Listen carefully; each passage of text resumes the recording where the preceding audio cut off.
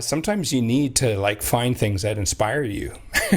You need something to start the fire, and always approaching the keyboard. I have a big keyboard in front of me here, which is like Nord Stage 3 is my keyboard here, and and I love it, but it's always there, and I tend to write the way I write when I'm there. And if I'm running out of ideas, quite simply by just jumping over to this other machine, it's a different vibe, and a different idea comes in. There's knobs all over these things, and you're like, oh, what does that do? And it's like, oh, that's interesting, and that sparks the idea. Sifter.com.au. Hello and welcome to Lightmap from Sifter, our video game industry interview show. I'm Gianni Di Giovanni. Today, we move to the beat as we guide our colourful friends in search of flowers. Jeff Van Dyck, composer and sound designer in Tempopo, a new puzzle game from the team that made Unpacking, joins us for another episode of Lightmap. Let's go. Join the Sifter community on Discord at sifter.com.au/Discord.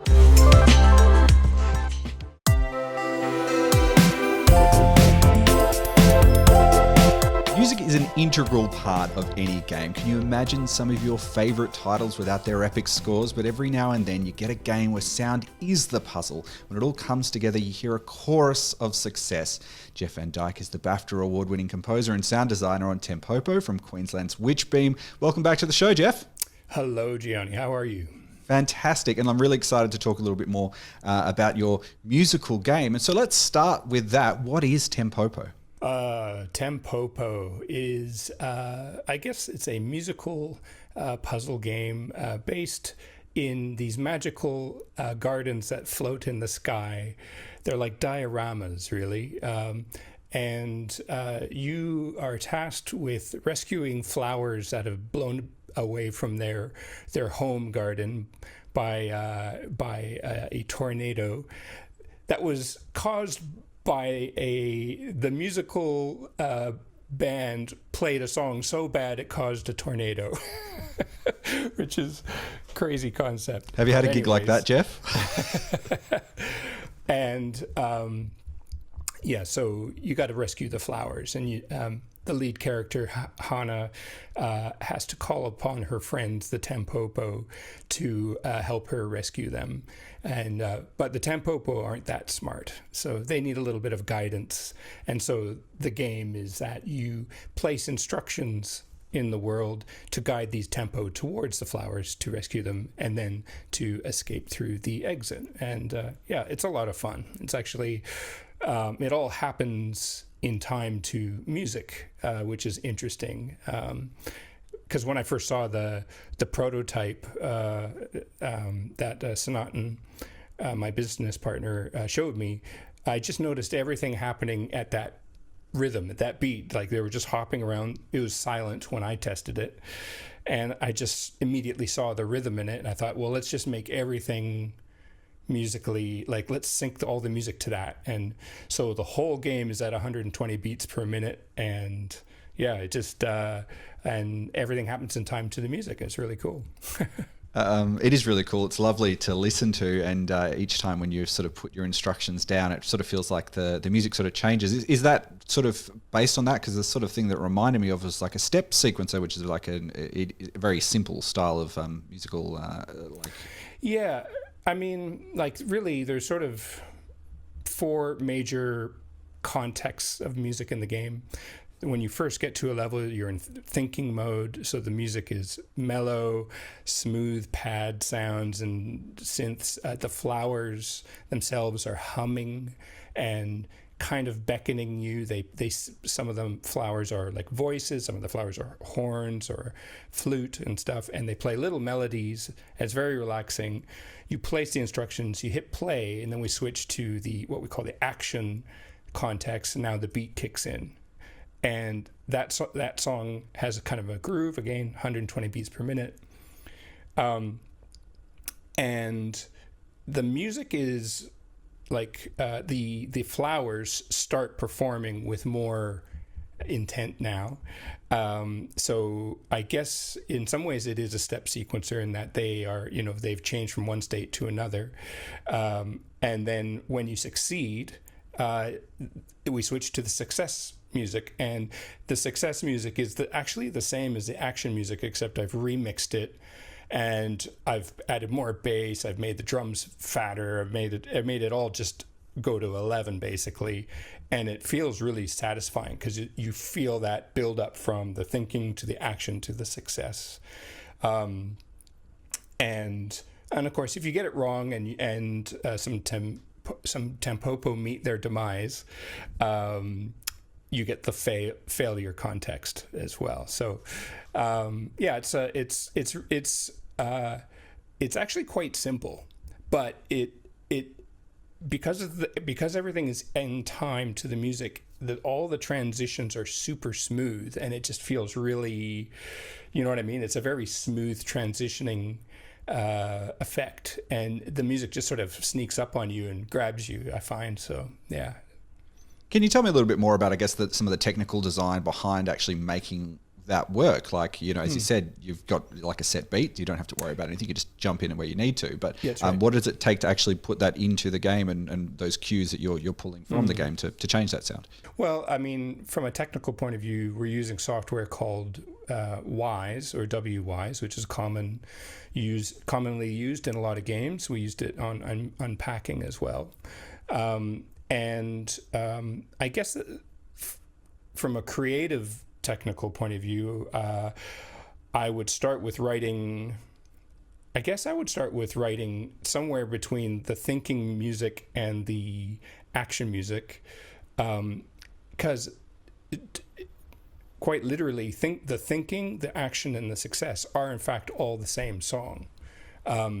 They're just kind of pared down mixes, so like the thinking one is like, it's the exact same chord structure, it's the same length, and the action song the action version is the same song, same chords, same rhythm. So if I switch between one and the other, it sounds very smooth, so just by keeping all these things the same, when we switch to the success, again, it's the exact same length as the action song, same chord progression, same everything. It's just that all the instrumentation is slightly different, and then we're just using Wise to switch between these three different contexts smoothly. Just quite simply, one fades out and the other one fades in, so it's not any sort of crazy transition-y kind of stuff. So, but it's just I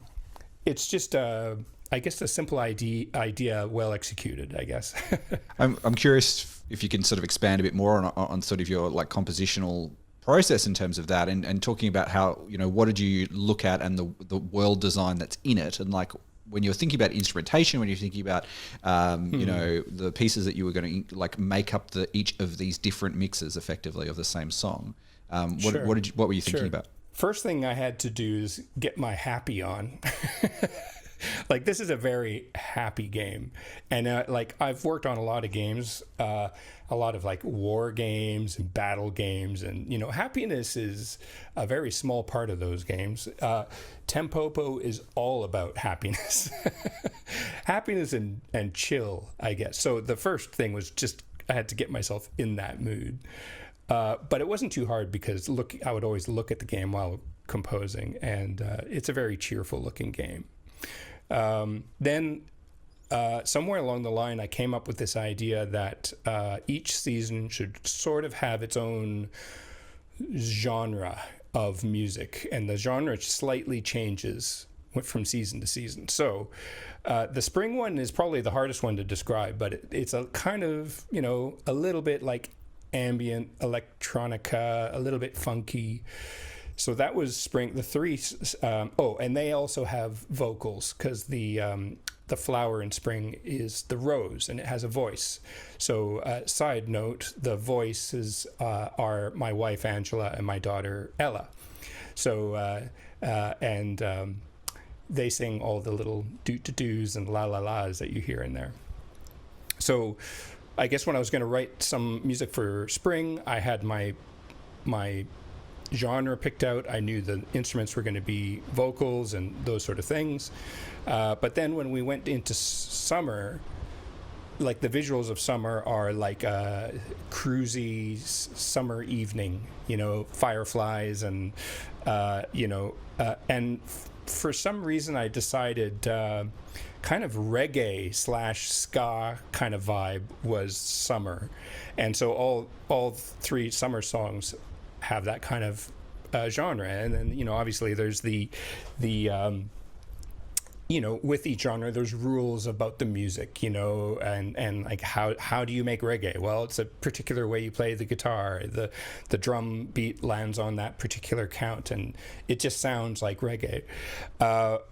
The one I probably had the most fun with was Autumn, where I decided that was going to be 80s synth pop, and so that's.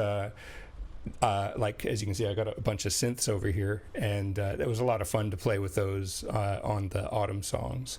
And of course, being 80s, the flower in that genre is the saxophone. So got some 80s sax going on in there, which is pretty cool. And then winter, I guess my initial thought was Christmas music, but then it couldn't be Christmas music, but it had to have kind of those kind of tonalities. The flower there is the harp, so that led well to the wintry thing. But I went sort of Christmas electronica. I don't know. Some sleigh bells in there. Yeah, a little bit of sleigh bell, that sort of thing. So, yeah, that was. To be honest, I had so much fun working on this music, and. Because I was in such a good mood and I was just enjoying it. I think it's come out. It's come out in the music because I'm seeing some positive feedback on it, and it's really nice to see people's reaction to it. So, yeah. I'm interested in what you said there about how like a lot of your work had been sort of like dramatic wars and all that sort of stuff, and then actually composing for this. And for you as a composer and a musician, what does it feel like to be making that music? Foreign. I mean, like I like darkness. I like melancholy. I like tension in my music, and I like, minor chords. I've never used so many major chords in my life. It's so funny. Yeah, it was quite a transition, quite a challenge. Interestingly, like the first time I saw Tempopo in its early stages was in 2018, and I was actually still working on Unpacking at the time, and I threw together some music for it, and early on, it wasn't Tempopo. They were like little robots, and so I was making like like a bit darker electronic music for it, because it was going to be a completely different vibe, and which was possibly more in my wheelhouse, I guess, but over the, we worked on it for 7 years, on and off. There was a lot of off going on during those 7 years, I'll be honest. But, as time went on, the concept of the game evolved. We got people involved to start thinking up kind of the story and what the characters would be, and then that influenced the vibe of it, and then it became much more, flowery and very happy. And actually, I think it was the right direction to go, because I think we've made something really special here. Actually, I think it's pretty neat. Has it unlocked some new ideas for you now, or you feel like now I need to get back into my groove, into the things that I'm used to? Oh yeah, look, I love playing with the synthesizers. That's just a lot of world of fun. It makes me want to do even more of that kind of stuff. I mean, I kind of started there way back in the day, like in the 90s. I was very much electronic guy. Then in the 2000s, I went into that whole Total War orchestral world music thing, and I did that for years. So coming back to this is a lot of fun. Actually, I really enjoy it. When you're actually recording all the pieces and putting them all together, is it electronic? Do you have real instrumentation in there? How does that actually come together when it's actually doing your final mix and everything? I really like using live instruments for sure. That didn't seem like it was necessary here. Actually, you know what's interesting is that there was a point where I did consider that the flowers, the non-vocal flowers, could be real, like performed by musicians for like the horn parts and the sax parts. But then I thought, I haven't used MIDI in a video game in a long time. It was all the rage. I mean, it was actually the only option way back when, like back in the early 90s, you could only do MIDI music, right? And then, technology and budgets increase, and now, you can record a full orchestra and a whole proper choir and whatever. And it's amazing. It's amazing. And I did consider doing that, but I did also like the idea that if I used MIDI in the game, it would make it very easy for me to iterate and change my mind with what they play, which I did quite a bit of. And that, from a logistic point of view, I didn't need to. I saved myself a bunch of time doing it. But on the other side of it there was something about the sound of it being MIDI felt humorous. It felt, to me, it added a sense of humor to the sound of the flowers, which I liked. I liked that the quirkiness of it being MIDI, and it was just a lot of fun to set that all up. So I've put quite sophisticated multi-sampled instruments into Wise, and synchronized their MIDI tracks with the backing tracks that I produce. And it's interesting because of that. I'm able to position them in 3D in the world. So where the flowers are in the world affects the volume of their part in the mix that you're hearing. You know what I mean? So, and then the flowers also we have a system where they kind of trade off of each other and will play melodies. And like this one will play and this one will sit silent, and then that one will play and this one will go silent, and it kind of sounds like they're jamming or something like that, which is actually quite cool. Is it dynamic as well when you rotate the map as well? Yeah. If they're sitting, wow. It follows. It's fully 3D, and we also have occlusion in there. So if a flower is behind a bunch of structure, they get kind of muffled and a bit quieter, and so. Kind of went to town there because Wise has all this stuff in it that you can use, and may as well have fun with it. Sounds like it was a lot of fun. Yeah, and it's interesting. Obviously, I remember back in the day when games were advertised and it had CD quality sound, and that was like a selling point on the box, Yeah, that's right. And then to kind of go back and it's. I think about. I'm curious what you think when we see so many of these sort of like retro and throwback ideas in game development, like Unpacking is pixel art, for example. Like it has a beautiful look to it, and yes. Do we see more of this sort of musical design come in as that becomes more established and I think so, for sure. But I also, because the technology's so advanced, and the consoles are getting so powerful. Like Wise has convolution reverb in it, which means it's a very high quality reverb, and that's coming out of a switch. You know what I mean? So the switch is dynamically producing like 3 or 4 delays and convolution reverb and all that. And positional sound and all this, and MIDI, and it's actually pretty amazing, what it can do these days. So you get these games that are deliberately trying to look retro, and and let's say Unpacking, it's like pixel art. We decided to have chiptune kind of vibe, but it was kind of like modern chiptune, and then also we stitched in acoustic guitars and stuff like that, and that's your hybrid, you know what I mean?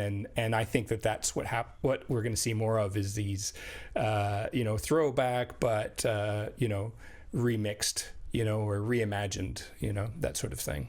I know you mentioned you've got those synthesizers sitting behind you in the background, and I'm curious, does that sort of, like having equipment there or having tools there, is that an inspiration for your writing?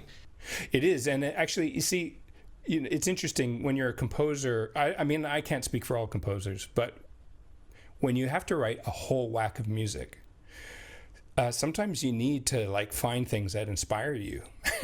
You need something to start the fire, and always approaching the keyboard. I have a big keyboard in front of me here, which is like a Nord Stage 3 is my keyboard here, and and I love it, but it's always there, and I tend to write the way I write when I'm there. And if I'm running out of ideas, quite simply by just jumping over to this other machine, it's a different vibe, and a different idea comes in. There's knobs all over these things, and you're like, oh, what does that do? And it's like, oh, that's interesting, and that sparks the idea.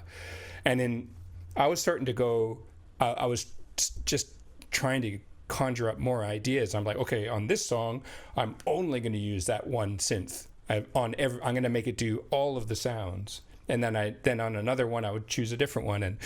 And I found that was actually quite, it was a bit of a challenge. And then the challenge sparked the ideas, like as pretty sort of standard fare. And I mean, like I do that with these. I also do it with plugins and stuff. If I want to just get a new fresh perspective or a new idea going on, I'll go into a plugin I don't use too often and try it out and try and get into its guts and understand what it does. And it's inevitably some random cool sound will happen. And as soon as there's that little cool sound, you go, oh, that's interesting. The floodgates open and a song develops from nothing to all of a sudden you've got this 3 or 4 minute tune that evolves. And yeah, it's the creative process is fascinating. Is this just a musician's excuse to keep buying new equipment? Oh, absolutely. Yeah, that's what I tell my wife. Yeah. I need this one. It might inspire me. Yeah. Jeff, I want you to have a think back to, over your career and the work that you've done. And I'm really curious, what is the thing that keeps you doing this? Because there are many different jobs in game development. You could just go into the sound design sort of aspects or other bits and pieces. You could probably even just produce. I imagine you've worked on enough games now that you know how to do that sort of thing. But what is it about this that is inspiring, that's kept you in this career for such a long time? I think because it keeps evolving. Because the technology keeps increasing, the potential for something new and cool is always there, and I find that interesting. And with all the what are things going to be like when we're at the PS10, or the the Xbox 6000, or whatever?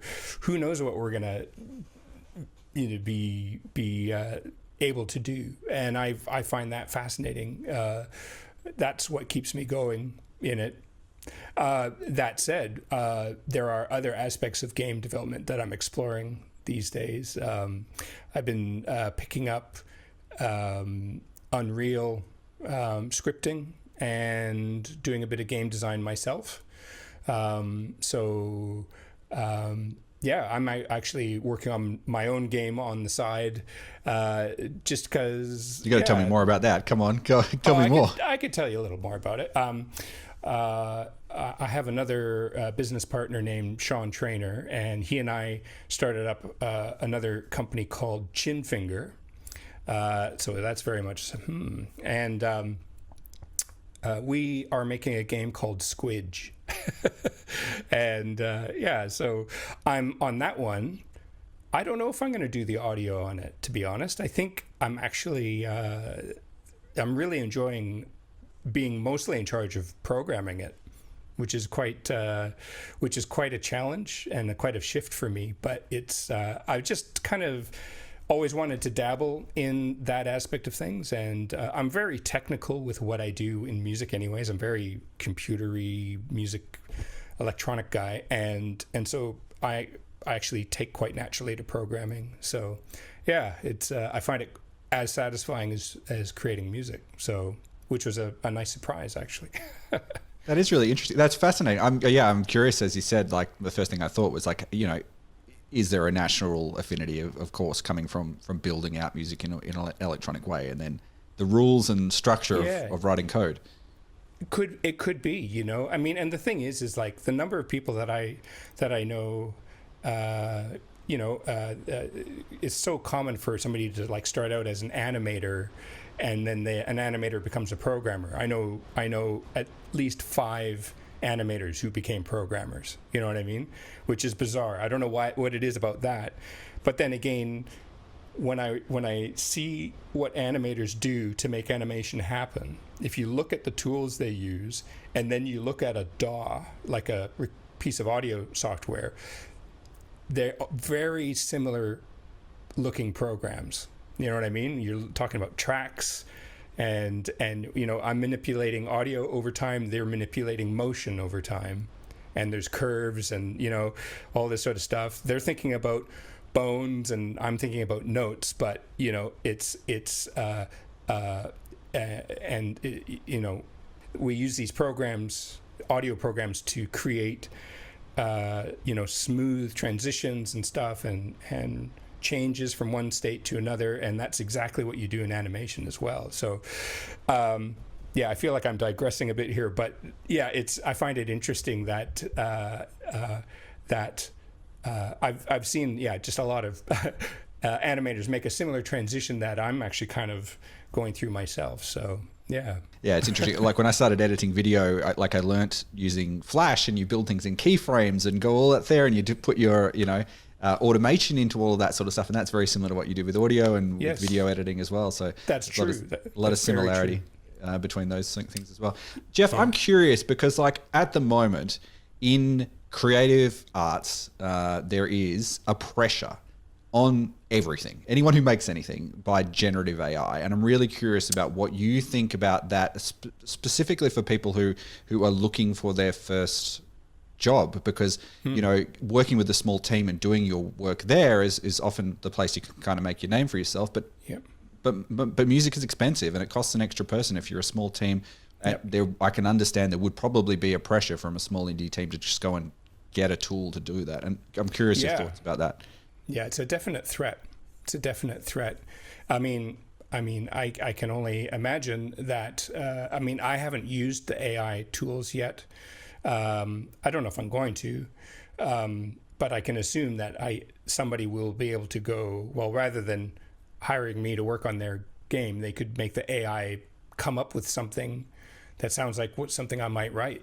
The thing is, I mean, if it's derivative of something I've written, then I don't know maybe that could get them in trouble.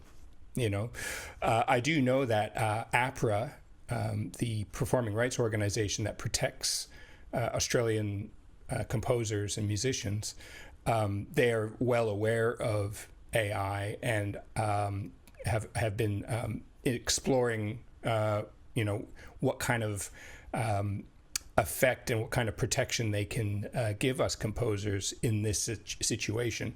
I have yet to personally see, you know, what happens from that. But yeah, just in terms of how it affects me personally, I don't think it's affected me personally yet. I haven't heard anything that somebody's put my name into an AI to generate something, or at least I haven't heard it yet. But I have heard it done, obviously, of other like famous artists and stuff like that, and the results are scary. You know, it's and the whole deep fake thing, and you know, yeah, it's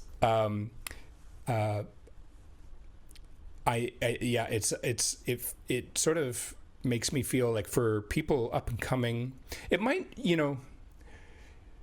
Yeah, I suppose if there's an opportunity to save a buck, and it might put some people out of work. It's even, look, the thing that kind of occurs to me is because like so many people make you know, a reasonable amount of money as they're doing other bits and pieces by writing pieces and putting their music into sound libraries and having that sort of stuff there, and having that sort of like sound alike. If you want a Western sounding piece of music that you could buy and potentially do that, but now you wouldn't need to go to a sound library. You could just go and say, get the the generative AI to make that. And it just, to me, feels like anyone who's in that space where they previously might have got a little bit of royalty here and there just coming over time, that just seems like that particular area could just disappear. And that feels like quite worrying to me as someone who loves creativity, you know?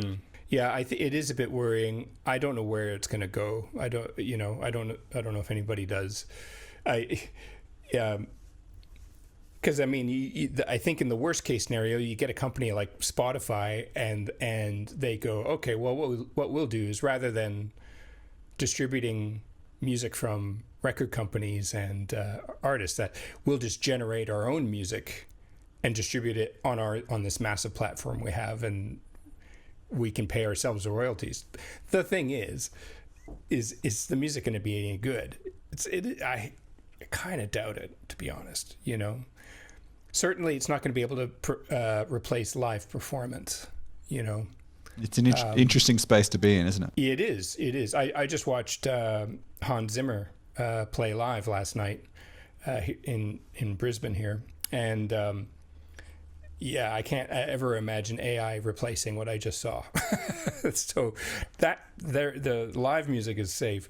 Recorded music, it's a bit of a minefield. I don't know what to suggest to people up and coming, other than to just don't give up and try and find that opportunity.